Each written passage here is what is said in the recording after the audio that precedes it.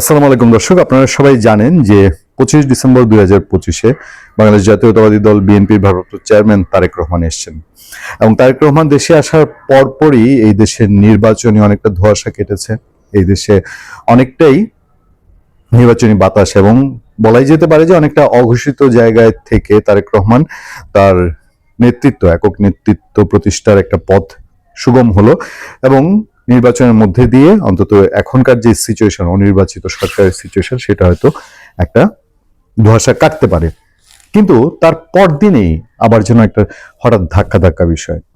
আপনারা এটুকু মনে আছে যে ইনকিলাব মঞ্চে ওসমান হাদি তার মৃত্যুতে আমরা সবাই শোক প্রকাশ করেছি, নিন্দা জানিয়েছি, ক্ষোভ জানিয়েছি। তার এই নির্মম পরিণতির পেছনে যেই শক্তি দায়ী তারা বিচারের আওতায় আসুক, সরকার তাদেরকে ধরুক। কিন্তু এসব চাপা পড়ে গিয়ে কোথায় যেন সেই প্রথম আলো, ডেইলি স্টার, উদীচি এইসব অফিস ভেঙে ফেলা, তারপর ছায়ানট ভেঙে ফেলা, এর মধ্যে দিয়ে ভালুকায় দীপুচন্দ্র দাসের মতন একটা ছেলেকে একদম নির্মমভাবে শেষ করে দেওয়া। এবং তারপর আমরা যখন 26 ডিসেম্বরে এসে এই খবরটি দেখছি যে হাদি হত্যার বিচার দাবিতে রাজপথ না ছাড়ার ঘোষণা ইনকিলাব মঞ্চের, এবং বেশ উত্তপ্ত পরিস্থিতি, বিশাল জমায়েত হয়েছে। একদম ওসমান হাদির হত্যার বিচার চায় বাংলাদেশের অসংখ্য বিপুল সংখ্যক মানুষ, তারা তার জানাজাতে অংশগ্রহণ করেছে। সেই সময় এই নিউজ ইনকিলাব মঞ্চের আহ্বায়ক শরীক ওসমান বিন হাদিকে হত্যার সঙ্গে জড়িতদের গ্রেফতার না করা পর্যন্ত রাজপথ না ছাড়ার ঘোষণা দিয়েছে ইনকিলাব মঞ্চ। পরিস্থিতি খারাপ করা হলে ক্যান্টনমেন্ট বা যমুনা ঘেরাও করতে তারা বাধ্য হবেন বলেও হুঁশিয়ারি দিয়েছেন।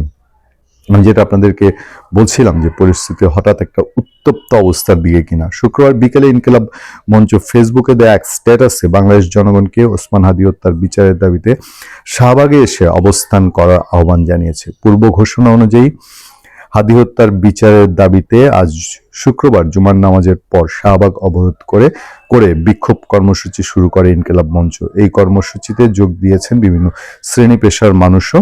টানা 5 ঘন্টা ধরে অবরোধ চলতে থাকায় আশপাশের রাস্তায় যানজট দেখা যায়।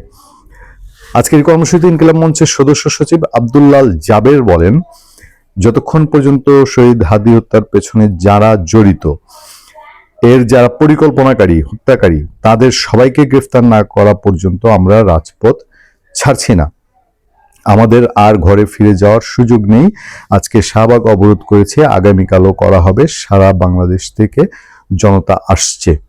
প্রয়োজনে প্রধান উপদেষ্টা অধ্যাপক মোহাম্মদ ইউনূসের বাসভবন যমুনা ঘেরাও করার হুমকি দিয়ে কর্মসূচিতে অংশ নেওয়া হাদির ভাই শরীফ ওমর বিন হাদি বলেন, সরকারের অবস্থা দেখে বোঝা যায় বিচার নিয়ে তাদের কোনো আগ্রহ নেই।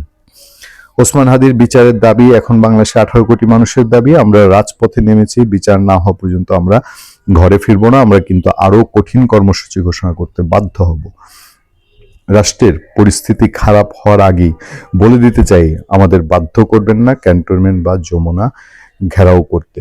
ওসমান হাদির জুলাই গণঅভ্যুত্থানের মুখ। তিনি গত বছরের আগস্টে ইনকিলাব মঞ্চ গঠন করেন, ঢাকা 8 আসনে সভাপতি ছিলেন এবং বাদবাকি ব্যাকগ্রাউন্ড আপনারা সবাই জানেন। অর্থাৎ হঠাৎ করেই ওসমান হাদির হত্যাকারীদের যে দাবিটা সবাই চান যে তাকে, তার হত্যাকারী যারা, সবাইকে গ্রেফতার করা হোক, পরিকল্পনাকারীদের গ্রেফতার করা হোক। কিন্তু রাজপথ এই ইস্যুতে হঠাৎ উত্তপ্ত। এর মধ্যে দিয়ে আলাপ হয়েছে, যখন এই কথাগুলো এসছে যে ওসমান হাদির বিচার না হলে কিসের নির্বাচন, কি ব্যবস্থা, সেই সব ধরে একটা গুঞ্জন চলছিল।